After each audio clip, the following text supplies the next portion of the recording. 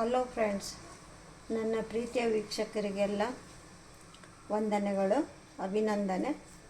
ಇವತ್ತು ಹೊಸ ರೆಸಿಪಿ ಅಂದ್ರೇನು, ನಾನು ಆಲ್ರೆಡಿ ಆಗಲೇ ಎಷ್ಟೊಂದು ಸರಿ ಮಾಡಿದ್ದೀನಿ.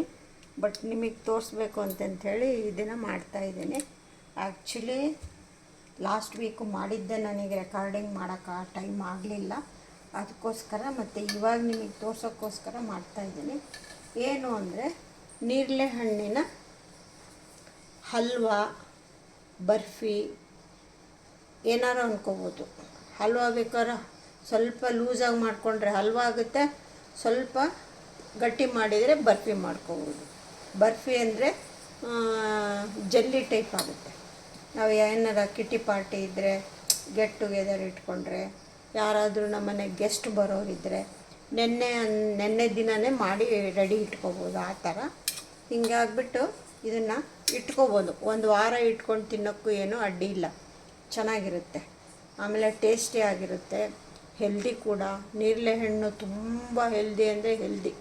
ಅದು ಕ್ಯಾನ್ಸರ್ ಇರೋರಿಗಂತೂ ಏನು ತೊಗೊಂಡು ಹೋಗಬೇಡಿ, 1 kg ನೇರಳೆ ಹಣ್ಣು ತೊಗೊಂಡು ಹೋಗ್ಕೊಡಿ ಅಂತ ಹೇಳ್ತಾರೆ ಡಾಕ್ಟ್ರು. ಅಷ್ಟು ಒಳ್ಳೆಯದು ನೇರಳೆ ಹಣ್ಣು. ಹಿಂಗಾಗ್ಬಿಟ್ಟು ನೇರಳೆ ಹಣ್ಣು ಈ ಸೀಸನ್ನಲ್ಲೇ ಜಾಸ್ತಿ. ನಿಮ್ಗೆ ಎಷ್ಟು ಸಾಧ್ಯವಾಗುತ್ತೋ ಅಷ್ಟು ತೊಗೊಳ್ತೀನಿ, ಎಷ್ಟು ಸಾಧ್ಯನೋ ಅಷ್ಟು ತೊಗೊಳ್ತೀನಿ. ನೀವು ಬೇರೆ ಯಾರಿಗಾದರೂ ಗೆಸ್ಟ್ ಮನೆಗೆ ಹೋಗಬೇಕು ಅಂದರೆ ನೇರಳೆ ಹಣ್ಣೆ ತೊಗೊಂಡು ಹೋಗ್ಕೊಡಿ. ಅವರು ಅಟ್ಲೀಸ್ಟ್ ನೀವು ತಂದಿದ್ದೀರಲ್ಲ ಅಂತನಾದ್ರು ತಿಂತಾರೆ. ಇಲ್ಲ, ತುಂಬ ಒಳ್ಳೆಯದು ಹೆಲ್ತಿಗೆ. ಹಿಂಗಾಗ್ಬಿಟ್ಟು ಹೇಳ್ತಾ ಇದ್ದೀನಿ. ಇವಾಗ ಇದನ್ನು ನೇರಳೆ ಹಣ್ಣನ್ನು ಏನು ಮಾಡೋದು ಅಂದರೆ, ಕುಕ್ಕರಲ್ಲಿ ನೀವು 2 ವಿಜಿಲ್ ಬೇಕಾದ್ರೂ ಹಾಕಿಸ್ಕೊಳ್ರಿ, ಹಾಗೆ ನೀರಲ್ಲಿ ಇಟ್ಕೊಂಡು ಬಾಯ್ಲ್ ಆದರೂ ಮಾಡ್ಕೊಳ್ಳಿ. ಒಟ್ಟೇನೋ ಇಲ್ಲ ಅಂದರೆ ಹಾಗೇನೂ ಇದನ್ನು ತೆಗೆದು ಬೀಜ ತೆಗೆದು ಇದು ಮಾಡಿ ಮಿಕ್ಸಿಗೂ ಹಾಕೋಬೋದು. ನಾನೇನು ಮಾಡಿದ್ದೀನಿ, ನೀರಲ್ಲಿ ಒಂದು ಸ್ವಲ್ಪ ಕುದಿಸ್ಬಿಟ್ಟು ಅದನ್ನು ಕಿವುಚಿ ತೆಗೆದು ಬೀಜಗಳನ್ನೆಲ್ಲ ತೆಗೆದುಬಿಟ್ಟು ನೋಡಿ, ಬೀಜನೆಲ್ಲ ಈ ಥರ ತೆಗೆದುಬಿಟ್ಟಿದ್ದೀನಿ. ಬೀಜನೆಲ್ಲ ಈ ಥರ ತೆಗೆದುಬಿಟ್ಟು ಜರಡಿನಲ್ಲಿ ಸೋಸಿ ಇದನ್ನು ಲಿಕ್ವಿಡ್ ಇಟ್ಕೊಂಡಿದ್ದೀನಿ, ನೇರಳೆ ಹಣ್ಣಿನ ಲಿಕ್ವಿಡ್. ಈ ಲಿಕ್ವಿಡ್ ಇವಾಗ ನಾನು ಗ್ಯಾಸ್ನ ಅಂಟಿಸಿ ಕಡಾಯಿ ಇಟ್ಬಿಟ್ಟು ಅದರಲ್ಲಿ ಹಾಕ್ತೀನಿ. ಎಷ್ಟು ಕಪ್ ಹಾಕ್ತೀನಿ ಅಂತ ನಿಮಗೆ ಹೇಳ್ತೀನಿ. ನಿಮಗೊಂದು ಅಂದಾಜು ಬೇಕಲ್ಲ. ಇದು 1/4 kg ಲೋಟ. ಈ 1/4 kg ಲೋಟನಲ್ಲಿ ಎಷ್ಟು ಕಪ್ ಇದೆ ಅಂತಂದರೆ ನೋಡಿ, ಇಷ್ಟು ಮಂದಗೆ ಬರುತ್ತೆ.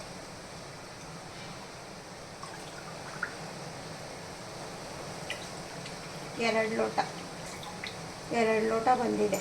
ಸುಮಾರು ನಾನು ಒಂದು 3/4 kg 1 kg ಹತ್ತತ್ರ ಹಣ್ಣು ಹಾಕಿದ್ದೆ ಬೇಯಕ್ಕೆ. ಈಗ ನೋಡಿ, 3 ಲೋಟಕ್ಕೆ ಇಷ್ಟು ಕಡಿಮೆ ಇದೆ, ಇಷ್ಟು ಹಾಕ್ಕೊಂಡಿದ್ದೀನಿ. ಇಷ್ಟೊಂದು ಮಾಡ್ತಾಯಿದ್ದೀನಿ ನಾನು. ಇವಾಗ ಸಕ್ಕರೆನೂ ಇದೇ ಲೋಟದ ಅಳತೆನಲ್ಲಿ ತೊಗೋತೀನಿ. ಇದು ಪಾತ್ರೆ ಸೈಡಿಗೆ ಇಟ್ಬಿಡೋಣ. ಇವಾಗ ಇದು ಬಾಯ್ಲ್ ಆಗಲಿ. ಇದು ಬಾಯ್ಲ್ ಆಗ್ತಿದ್ದಂಗೆ ಸಕ್ಕರೆ ಹಾಕೊಳ್ಳೋಣ. ಸಕ್ಕರೆ ಎಷ್ಟು ಹಾಕ್ತೀನಿ ಅಂತಂದರೆ, ಸಕ್ಕರೆ 1/4 kg ಹಾಕ್ತೀನಿ. ಇದರಿಂದ 3 ಲೋಟ ಹಾಕ್ಕೊಂಡಿದ್ದೀನಲ್ವ, ಇದರಿಂದ 1 ಲೋಟ ಸಕ್ಕರೆ ಹಾಕ್ಕೊಳ್ತೀನಿ. ನಿಮ್ಗೆ ಅಕಸ್ಮಾತ್ ಇನ್ನೂ ಸ್ವಲ್ಪ ಬೇಕು ಅಂದರೆ ಹಾಕ್ಕೋಬೋದು, ಇಲ್ಲಾಂದರೆ ಇನ್ನೂ ಸ್ವಲ್ಪ ಕಡಿಮೆ ಬೇಕು ಅಂದರೆ ಹಾಕ್ಕೋಬೋದು. ನೇರಳೆ ಹಣ್ಣು ಬೇಕು, ಸಕ್ಕರೆ ಬೇಕು, ಸ್ವಲ್ಪ ತುಪ್ಪ ಬೇಕು, ಸ್ವಲ್ಪ ಏಲಕ್ಕಿ ಪುಡಿ ಬೇಕು, ಆಮೇಲೆ ಇಂಪಾರ್ಟೆಂಟು ಕಾರ್ನ್ಫ್ಲೋರ್ ಬೇಕು. ಕಾರ್ನ್ಫ್ಲೋರು ಇಷ್ಟು ಸ್ಪೂನು ಆಗುತ್ತೆ ಅಂತ ಹೇಳ್ತೀನಿ. ಫಸ್ಟ್ ಇದು ಚೆನ್ನಾಗಿ ಬಾಯ್ಲ್ ಆಗಲಿ. ನೋಡಿ ಫ್ರೆಂಡ್ಸ್, ಚೆನ್ನಾಗಿ ಬಾಯ್ಲ್ ಆಗ್ತಾಯಿದೆ. ಇವಾಗ ಸಕ್ಕರೆ ಹಾಕ್ಕೊಳ್ಳೋಣ. ಬೇಕಿದ್ದರೆ ನೀವು ಬೆಲ್ಲನೂ ಹಾಕ್ಕೊಳ್ಳೋದು ಬೇಡ ಅಂತಲ್ಲ, ಹಾಕ್ಕೋಬೋದು. ನಾನು ಸಕ್ಕರೆನೇ ಹಾಕಿ ಮಾಡ್ತೀನಿ. ಸಕ್ಕರೆ ಹಾಕಿ ಮಾಡೋದ್ರಿಂದ ಸ್ವಲ್ಪ ಕಲರು ಅದೆಲ್ಲ ಒರಿಜಿನಲ್ ಕಲರ್ ಬರುತ್ತೆ. ಸಕ್ಕರೆ ನೋಡಿ, ಇದು 1/4 kg ಸಕ್ಕರೆ. ಇದಿಷ್ಟು ಹಾಕಿಬಿಟ್ಟು ನೀವು ಒಂದು ಸರಿ ಟೇಸ್ಟ್ ಮಾಡಿ ನೋಡಿ. ನಿಮಗೆ ಸಕ್ಕರೆ ಸರಿ ಅನ್ನಿಸ್ತೋ ಅಷ್ಟೇ ಸಾಕು, ಇಲ್ಲ ಇನ್ನೂ ಸ್ವಲ್ಪ ಬೇಕಾಗಿದ್ದರೆ ಹಾಕ್ಕೊಳ್ಳಿ. ಮೋಸ್ಟ್ಲಿ ಇಷ್ಟು ಕರೆಕ್ಟ್ ಆಗುತ್ತೆ ಅನಿಸುತ್ತೆ. ನಮಗೂ ಸ್ವೀಟ್ ಚೆನ್ನಾಗೇ ಬೇಕು, ಆದ್ದರಿಂದ ನೋಡಿಕೊಂಡು ಹಾಕ್ತೀನಿ ನಾನು. ಇದು ಒಂದು ಸ್ವಲ್ಪ ಚೆನ್ನಾಗಿ ಬಾಯ್ಲ್ ಆಗಲಿ. ಈ ಚೆನ್ನಾಗಿ ಬಾಯ್ಲ್ ಆಗಿದ್ಮೇಲೆ ಸ್ವಲ್ಪ ಟೇಸ್ಟ್ ನೋಡಿಬಿಟ್ಟು ಹೇಗಿರುತ್ತೆ ಅಂದರೆ, ಕೆಲವೊಂದು ನೇರಳೆ ಹಣ್ಣುಗಳು ಜಾಮ್ ಹಣ್ಣು ಅಂತ ಹೇಳ್ತಾರೆ, ಅವು ಕೆಲವೊಂದು ಹುಳಿ ಬರುತ್ತೆ, ಕೆಲವೊಂದು ಸ್ವೀಟ್ ಬರುತ್ತೆ. ಇದು ನಮ್ಮದು ಪರವಾಗಿಲ್ಲ, ಸ್ವೀಟ್ ಇತ್ತು. ಏನಂತ ಹುಳಿ ಏನಿರಲಿಲ್ಲ. ಹಿಂಗಾಗ್ಬಿಟ್ಟು ನಾನು ಸಕ್ಕರೆ ಅಷ್ಟು ಹಿಡಿಯಲ್ಲ ಅನ್ಕೋತೀನಿ. ನೋಡೋಣ ಎಷ್ಟಾಗುತ್ತೆ ಅಂತ. ಇದು ಪೂರ್ತಿ ಎಲ್ಲ ಕರಗಿ ನಾನು ಕಾರ್ನ್ಫ್ಲೋರ್ ಮಿಕ್ಸ್ ಮಾಡಿದ ಮೇಲೆ ಸ್ವೀಟ್ ಹೆಂಗಿದೆ ನೋಡ್ಕೊಂಡ್ಬಿಟ್ಟು ಹಾಕ್ತೀನಿ.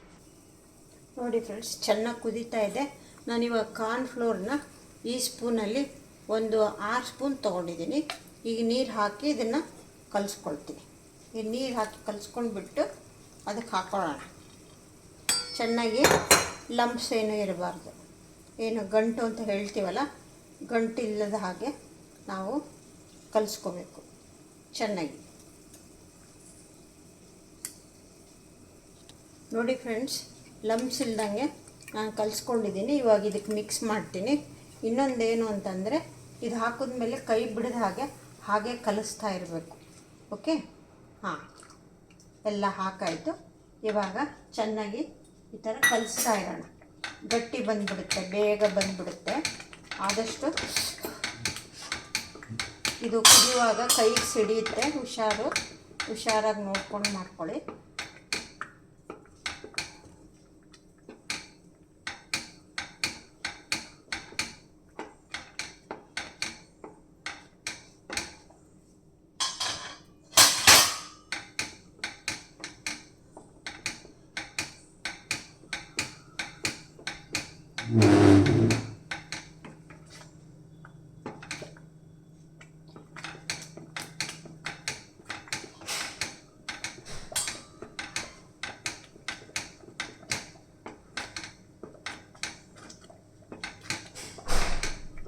ಇದು ಸ್ವಲ್ಪ ಎಲ್ಲ ಗಟ್ಟಿ ಬಂದಮೇಲೆ ತುಪ್ಪ ಹಾಕೋಬೇಕು.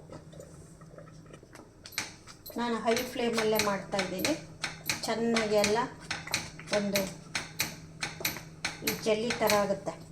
ಆವಾಗ ನಾವು ಗ್ಯಾಸ್ನ ಸ್ಲೋ ಮಾಡ್ಕೋಬೇಕು. ಅಲ್ಲಿವರೆಗೂ ಸ್ವಲ್ಪ ಹೈ ಫ್ಲೇಮಲ್ಲೇ ಇಟ್ಕೊಂಡು ಈಗ ತಿರುಗಿಸ್ತಾ ಇರಬೇಕು.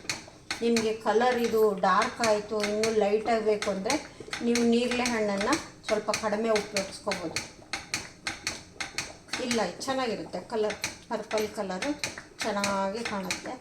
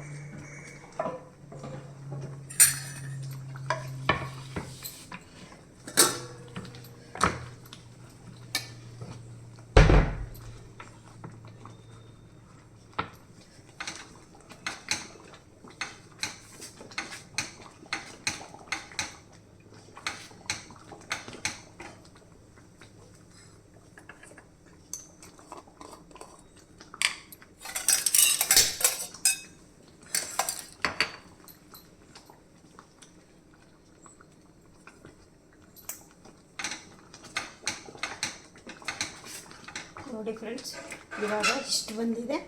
ಇವಾಗ ನಮಗೆ ಜಲ್ಲಿ ಟೈಪ್ ಬೇಕು ಅಂದರೆ ಇಷ್ಟು ಸಾಕು. ನಮ್ಗೆ ಇನ್ನೊಂದು ಸ್ವಲ್ಪ ಗಟ್ಟಿಗೆ ಬೇಕು ಅಂತಂದರೆ ಇನ್ನೊಂದು ಸ್ವಲ್ಪ ನಾವು ಗಟ್ಟಿ ಮಾಡ್ಕೋಬೇಕು, ಕುದಿಸ್ಕೋಬೇಕು. ಇವಾಗ ಏಲಕ್ಕಿ ಪುಡಿ ಹಾಕ್ತಾಯಿದ್ದೀನಿ.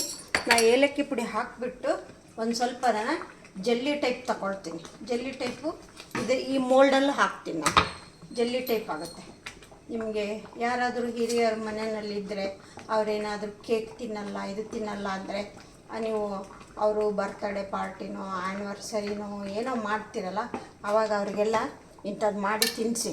ಅವ್ರಿಗೆ ನೀವು ಕೇಕ್ ಥರನೂ ಕಟ್ ಮಾಡ್ಬೋದು, ಹಾಗೇನೂ ತಿನ್ಬೋದು. ಅವರು ಇಷ್ಟಪಡ್ತಾರೆ, ಅವರು ಖುಷಿ ಆಗ್ತದೆ. ತುಪ್ಪನ ಸ್ವಲ್ಪ ಈ ಥರ ಸವರ್ತೀನಿ. ತುಪ್ಪನ ಈ ಥರ ಸವರ್ಕೊಳ್ತೀನಿ. ಸವರ್ಕೊಂಡ್ಬಿಟ್ಟು ಇದಕ್ಕೆ ಹಾಕ್ಬಿಟ್ಟು ತೋರಿಸ್ತೀನಿ ಹೇಗಿರುತ್ತೆ ಅಂತ ತೋರಿಸ್ತೀನಿ ಅಷ್ಟೇ. ಬರ್ಫಿ ಟೈಪು ಮಾಡ್ಕೋಬೋದು, ಬರೀ ಹಾಗೆ ಹಲ್ವಾ ಟೈಪೂ ಮಾಡ್ಕೋಬೋದು. ನಿಮ್ಮ ಇಷ್ಟ, ನೀವು ಹೇಗೆ ನಿಮಗೆ ಅನುಕೂಲನೋ ಆ ಥರ ಮಾಡ್ಕೋಬೋದು. ಇದನ್ನು ಸ್ವಲ್ಪ ಈ ಥರ ಮಾಡಿ ತೋರಿಸ್ತೀನಿ. ಇವಾಗ ಇದು ಆಗಿದೆ. ಇವಾಗ ಇನ್ನೊಂದು ಸ್ವಲ್ಪ ಗಟ್ಟಿ ಆಗಬೇಕು. ನಾನು ಪೀಸ್ ಮಾಡಬೇಕು ಅಂದರೆ ಈಗ ನಾನೀಗ ಜಲ್ಲಿ ಟೈಪ್ ಬೇಕು ಅಂದರೆ ಈ ಥರ ಬೇಕಲ್ಲ, ಇದನ್ನು ಒಂದು ಸ್ವಲ್ಪ ಒಂದೆರಡಕ್ಕೆ ಇದು ಹಾಕಿ ತೋರಿಸ್ತೀನಿ ಯಾವ ಥರ ಮಾಡ್ಬೋದು ಅಂತ. ನಿಮಗೆ ಒಂದು ಐಡಿಯಾ ಕೊಡ್ತೀನಿ ಅಷ್ಟೇ.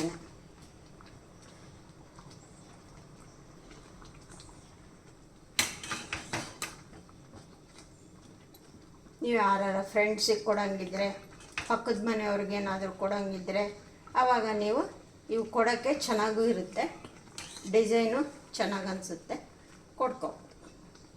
ಮಕ್ಳಿಗೂ ಅಷ್ಟೇ, ಮಕ್ಳಿಗೂ ಕೊಟ್ಟರೆ ಖುಷಿಯಾಗಿ ತಿಂತಾರೆ. ಅವರಿಗೆ ನೇರಳೆ ಹಣ್ಣಿಂದ ಮಾಡಿದ್ದೀವಿ ಅಂತ ಗೊತ್ತೇ ಆಗಲ್ಲ, ಯಾಕೆಂದರೆ ಕೆಲವರು ತಿನ್ನಲ್ಲ. ಅಂಥವ್ರಿಗೆ ಈ ಥರ ಮಾಡಿ ತಿನ್ನಿಸ್ಬೋದು.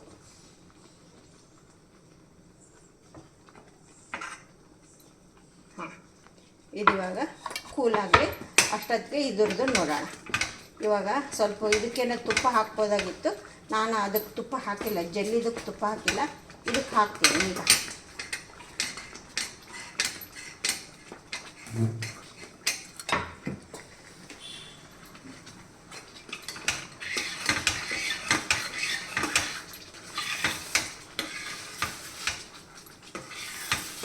ಈ ಥರ ಕಡಾಯಿ ಬಿಡ್ತಾ ಬರುತ್ತೆ. ಇವಾಗ ಸ್ವಲ್ಪ ತುಪ್ಪ ಹಾಕಬೇಕು. ತುಪ್ಪ ಹಾಕ್ತೀನಿ. ತುಪ್ಪ ಹಾಕಿದರೆ ಇವಾಗ ಒಂದೆರಡು ಸ್ಪೂನ್ ತುಪ್ಪ ಹಾಕೋಣ.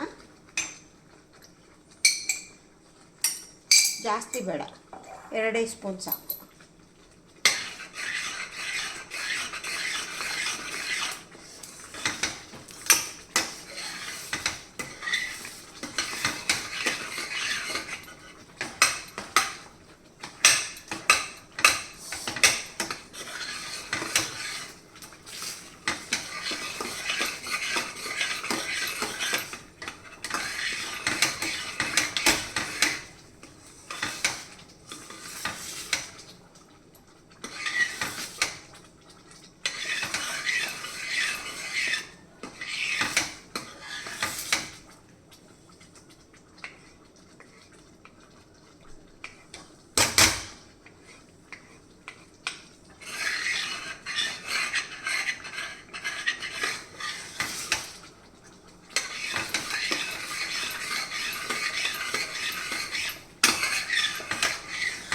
ಹೈ ಫ್ಲೇಮಲ್ಲೇ ಮಾಡ್ತಾಯಿದ್ದೀನಿ.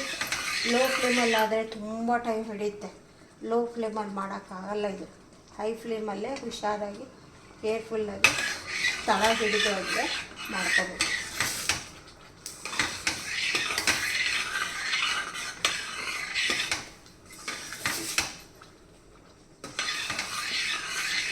ಇದು ಆರಿನ ಮೇಲೆ ಗಟ್ಟಿ ಬರುತ್ತೆ, ತುಂಬ ಗಟ್ಟಿಗೂ ಮಾಡ್ಕೊಳ್ಳೋದು ಬೇಡ ನೀವು. ನೋಡಿ ಬಂತು, ಈ ಹದಕ್ಕೆ ಬಂದರೆ ಸಾಕು.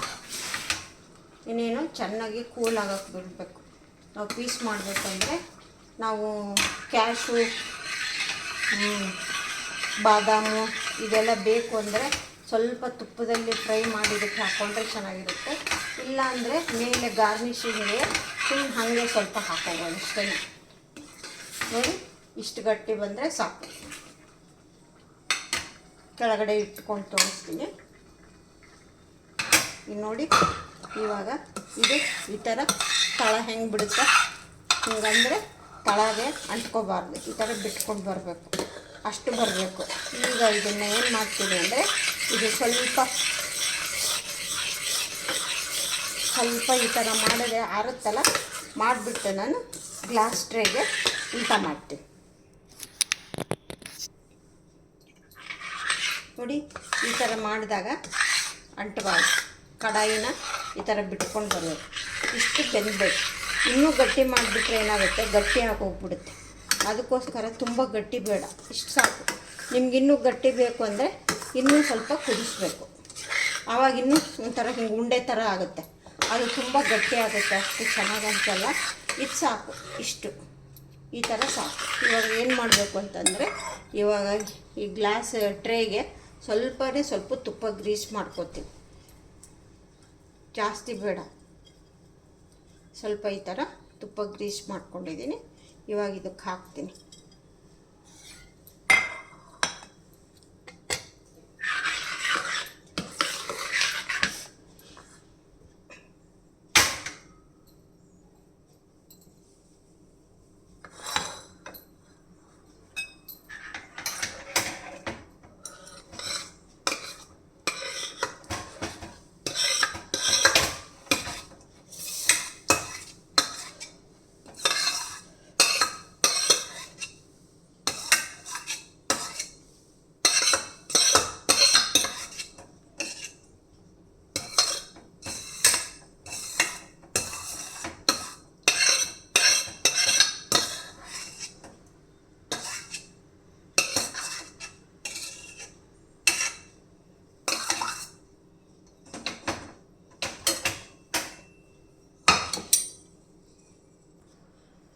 ನೋಡಿ ಫ್ರೆಂಡ್ಸ್, ರೆಡಿ ಆಯಿತು.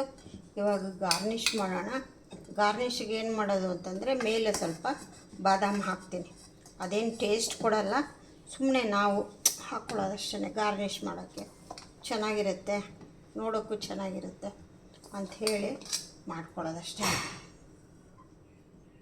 ನೇರಳೆ ಹಣ್ಣಿನ ಹಲ್ವಾ ಬೇಕಿದ್ದರೆ ನೀವು ಕೇಕ್ ಶೇಪಲ್ಲಿ ಮಾಡಿ, ದೊಡ್ಡವ್ರದ್ದು ಯಾರ್ದಾದ್ರು ಬರ್ತಡೇ ಅದಿದ್ದರೆ ಅದನ್ನು ಕೇಕ್ ಶೇಪಲ್ಲಿ ಮಾಡಿ ಅವ್ರ ಹತ್ರ ಕೇಕ್ ಥರ ಕಟ್ಟು ಮಾಡಿಸ್ಬೋದು.